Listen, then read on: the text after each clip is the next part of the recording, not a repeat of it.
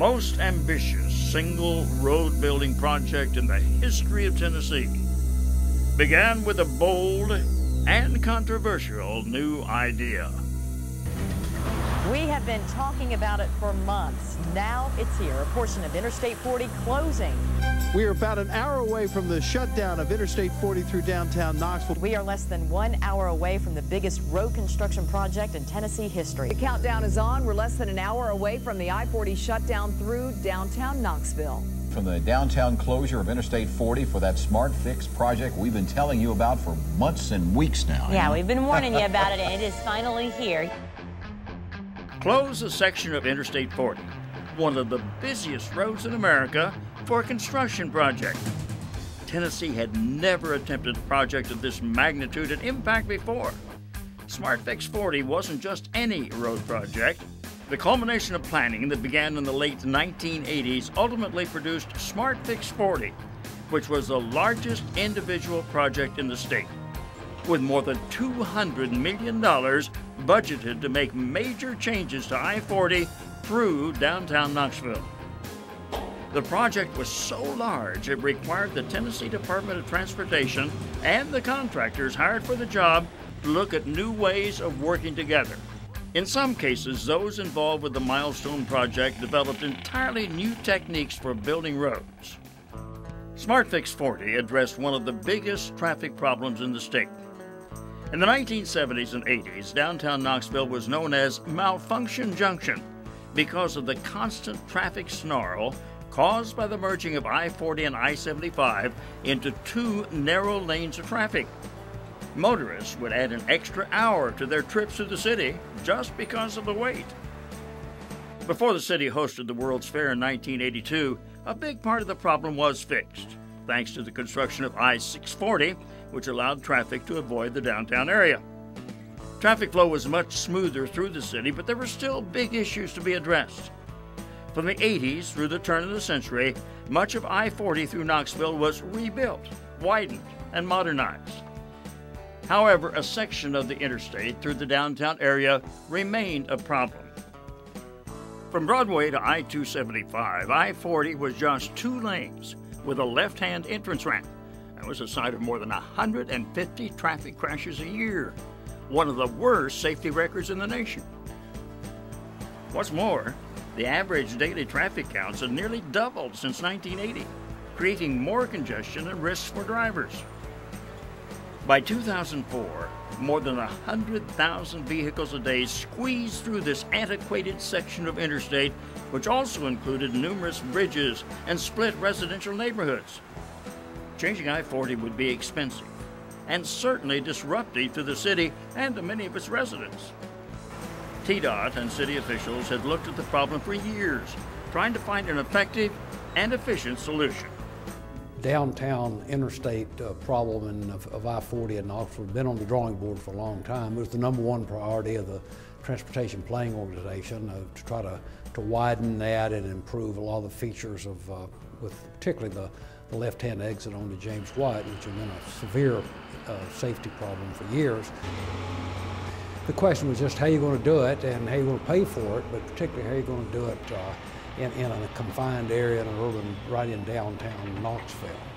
And about that time, I was at a conference and heard a presentation by my counterpart in Indiana, Brian Nickel, at that time, who had just finished, or was just finishing up a project called Hyperfix up in Indianapolis, which involved a closure of the interstate for about 60 days in order to do a widening job. And we thought, well, that's something we can pursue. TDOT officials had found a model that addressed many of the same challenges it faced with the I-40 project. In Indianapolis, arteries for I-65 and I-70 through downtown were substandard, needed improvement. But these roads were the primary routes for thousands of daily commuters. So, the Indiana Department of Transportation tried something different. It closed the roads during construction, allowing crews to work on them 24 hours a day, 7 days a week. This dramatically reduced construction time. In fact, the project, dubbed Hyperfix, was completed within just 55 days, 30 days ahead of even the most optimistic projections. And each day shaved off the construction schedule saved the public about $1 million. With the Indianapolis model, TDOT now had its approach for fixing I-40, but there was still a lot of work to be done. TDOT began by creating an identity for the Knoxville project. Smart Fix 40 was broken into 4 phases. The first phase began in 2005 and involved the construction of Hall of Fame Drive along with 12 bridges, 1 tunnel, 33 retaining walls, and 1 noise wall. Phase 1 followed a very aggressive schedule. A no-excuse date of September 30th, 2007, and a $6 million incentive for an on-time finish. If the project wasn't completed on time, a $25,000 a day late penalty would be imposed. This accelerated time frame continued throughout all phases of Smart Fix 40, and it required the contractors involved to look at new ways of approaching the work. The major difference in this project is the accelerated schedule. In a typical TDOT project, we would have had twice the time frame to build this project. The challenge to this project is just the sheer scope of the work. In project number 2, we've had to construct 11 bridges. In 11 bridges in 36 months, that's a lot of construction. But even with the accelerated pace, contractors found some relief in the unique approach to the work zone. Beginning with the first phase of the project, roads around the construction area were closed to traffic, freeing up crews to move faster and more efficiently without having to worry about vehicles moving around them. That eliminated many of the delays workers faced in getting materials or pouring concrete, and it eliminated much of the frustration workers felt from having to wait. Being able to do a job of this magnitude without having traffic on us, we can certainly expedite. The production's up, safety's a big issue. We don't have to deal with our workers having cars running, interstate traffic running beside them. Crews were able to work faster and safer without the constant interruption of traffic. That factor, especially when considering the cramped conditions that reducing traffic to 1 lane would have created, became especially important. It would later be critical for the final phase, which involved closing a federal interstate highway for the longest period ever attempted. But before that could happen, there was still much to do. The first phases of Smart Fix 40 were moving along ahead of schedule, thanks in great part to the remarkable working environment created by TDOT, the architects, and contractors hired for the job. The sheer size of the project meant that selecting contractors was critical, and TDOT required the firms be pre-screened and approved before they went out to bid. The companies ultimately selected for the project included Wilbur Smith & Associates, Blaylock Construction, and Bell & Associates. Blaylock & Bell formed a unique joint venture just for Smart Fix 40 that allowed the firms to better coordinate efforts and work at the accelerated pace required.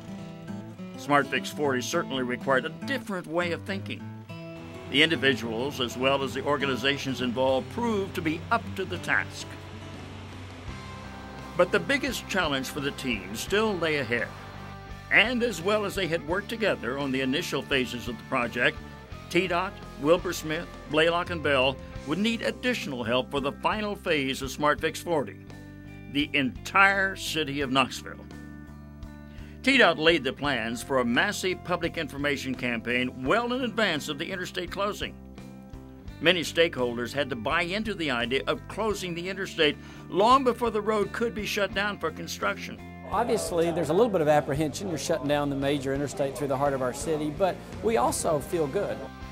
Knoxville Mayor Bill Haslam and Knox County Mayor Mike Ragsdale became key proponents of the concept, and numerous other city and state legislators began lending their voices to the idea, creating a groundswell of interest with the local media. And this wasn't an easy task. Remember that for years, less than a mile from where the construction was planned, Knoxville had suffered through the pain of malfunction junction. The mere thought of a construction project that could create massive delays for the city's residents was alarming. But TDOT and the contractors worked tirelessly, meeting with reporters, neighborhood groups, and other organizations to show them why Smart Fix 40 wasn't just a different way of looking at road construction, it was a much better way to do this project, shaving years and millions of dollars off the investment, and actually creating less disruption for the city than any other method. Slowly, even the most skeptical began to understand the value of the Smart Fix 40 approach. You can bypass the construction area by hitting 640 and simply going around it. And soon, many were lending very vocal support to help make sure the closure of the interstate would go as smoothly as possible. We've actually done well with all the lane squeeze downs that we've had the last couple of days. Under the Phase 4 plan for Smart Fix 40, a 1 mile section of I-40 through downtown would be closed for 14 months. During that time, the road would be widened to 6 lanes, and new bridges, exits, and supporting structures would be created. Traffic would be diverted to I-640 and I-275. Local traffic to downtown could use Magnolia Avenue and other streets. Getting the word out to more than 600,000 residents of the greater Knoxville area and the millions of others who travel to the city each year meant more than just a few public service announcements. Critical to the success of Smart Fix 40 was an ongoing flow of information in the months leading up to the closure and continuous communications while the project was underway. TDOT began the process in 2004, laying out plans for Smart Fix 40 in a series of news releases and building the Smart Fix 40 name as a recognized brand for Tennessee residents and travelers. But as the project came closer to reality, with the date of May 1st, 2008, as the official date for interstate closure, communications intensified. A number of area celebrities lent their efforts to help people understand how they needed to adjust their driving habits. This is big. Tennessee basketball coaches Bruce Pearl and Pat Summitt, with true Tennessee volunteer spirit, gave their time and their extraordinary communication skills to help explain the Smart Fix 40 project. They even provided a game plan for dealing with the changes in traffic. On TDOT's Smart Fix 40 project, you're going to need a game plan to get into downtown while the James White Parkway is closed. First, the new Hall of Fame Drive opens November 30th. Got it? Other famous Tennesseans also helped to spread the word. If you haven't seen all the improvements TDOT has made in downtown Knoxville, you'll be surprised. But to finish the work, traffic going through Knoxville on I-40 will be rerouted onto I-640. Construction crews will be working faster than my Tennessee Tornado to finish up. Just remember, if you're coming to downtown Knoxville, you can still use James White Parkway or Hall of Fame Drive. If you're passing through to the Smokies and Dollywood, use I-640. That's right, Dolly. It all begins May 1st. For more information, go to smartfix40.com. Local media became heavily involved as well. The Knoxville News Sentinel, TV stations WBIR, WATE, and WVLT all provided detailed coverage and created special web content for Smart Fix 40. TDOT also devoted an entire section of its website to Smart Fix 40, giving visitors almost daily updates on progress. In fact, TDOT also installed high-definition cameras along the route, giving anyone with computer access the ability to watch construction in progress. Message boards erected along I-40 and I-75 on the way to Knoxville alerted out-of-town travelers to the situation, guided them to the new routes, and gave them ways to get more information by radio or cell phone. The stage was set for the interstate to close and the final phase of Smart Fix 40 to begin. Good morning to you. The I-40 shutdown, well, take a look. It has officially started.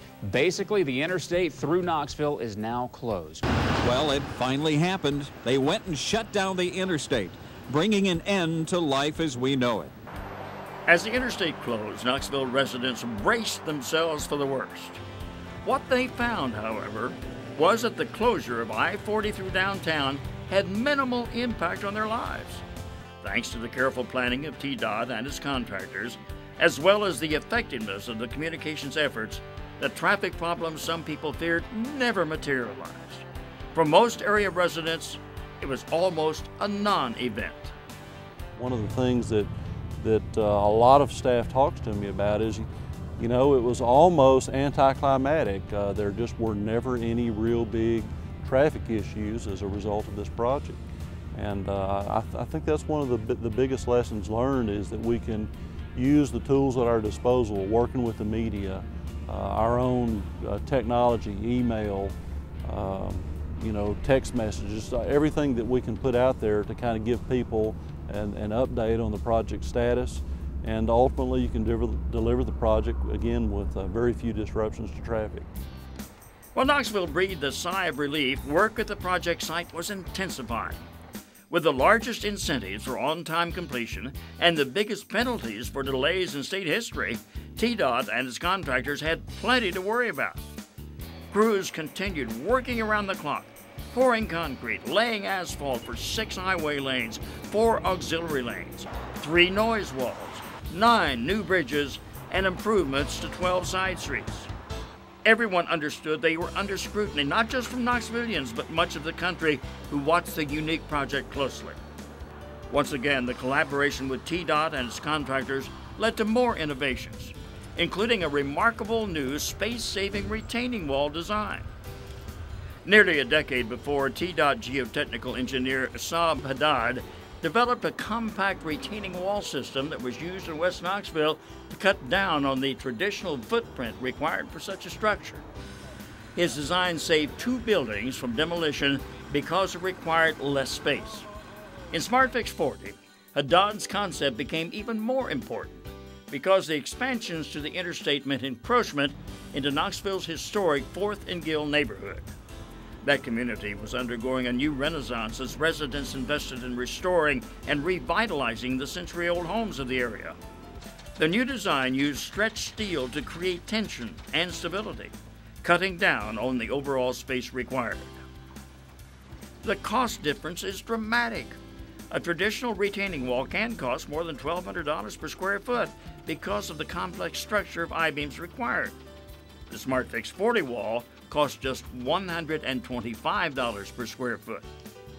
As part of the project, instruments to measure the structure were embedded into it, and they'll be monitored for a year by the University of Tennessee College of Engineering to ensure its stability. Solar panels to power the instruments were installed along the top of the wall. And if the results come back as anticipated, SmartFix 40 may have contributed another new idea to the nation's road construction engineers. As the final phase of SmartFix 40 progressed, even the most ardent skeptics saw the approach was working. Everyone involved with the project knew history was being made, and that major road building projects could be successfully accomplished in innovative ways with significant benefits in cost savings and safety. Historically in Tennessee, we kind of had a taboo on total interstate closures, and this is you know, it's one of those paradigm shifts in how we do business. But boy, you can't get much better than this, I think. I look at the way that the landscaping has really been graded into, all the use of the sound walls and stuff, and I think the neighbors are going to be very, very appreciative of this. That's something we can learn to do everywhere. The bottom line tally for SmartFix 40: 25 bridges, 48 retaining walls, 7 ramps, 3 noise walls, 8 miles of new roadway, and the improvement of 29 city streets. More impressive yet, the project was completed more than 18 days ahead of schedule. The 2 major savings in closing the interstate for both the project, for the contractor, and for the motoring public is number 1, safety. Safety for the workers and also safety for the motorists, and also the amount of time that we were able to save for the project. We've knocked at least 2 years off of the construction time. I think for everybody involved in the department, it's a milestone in many ways, because again, it's the first time that we've done this. Actually, one of the first times it's been done in the country on this magnitude. So I think it's something at this point we can all be proud of. I think this is a great example of a very efficient project. I think the state's done a wonderful job of managing it. The contractors that they have hired have obviously done a great job here, but the proof's in the pudding, and you look at this and see how long it took, how much on budget it is. This is the way roads ought to be built. A major traffic issue, one that likely had an effect on the city's long-term growth, was solved with SmartFix 40, ahead of schedule, and at a fraction of the cost of traditional construction methods. So perhaps it's fitting that the first traffic on a new section of interstate wasn't automobiles, but several thousand enthusiastic Knoxville residents who celebrated the completion of SmartFix 40 with a race and family fun run. The community was ready to celebrate the successful ending of this history-making project with fanfare to remember. This is a classic example of the way government and government projects are supposed to work.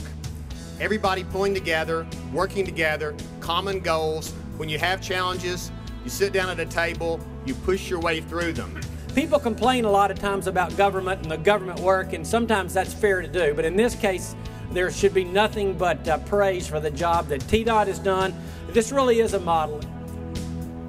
I can see them now. They're getting ready to come down the new Interstate 40, officially opening Smart Fix 40. But they need a signal. On 3, 2, 1.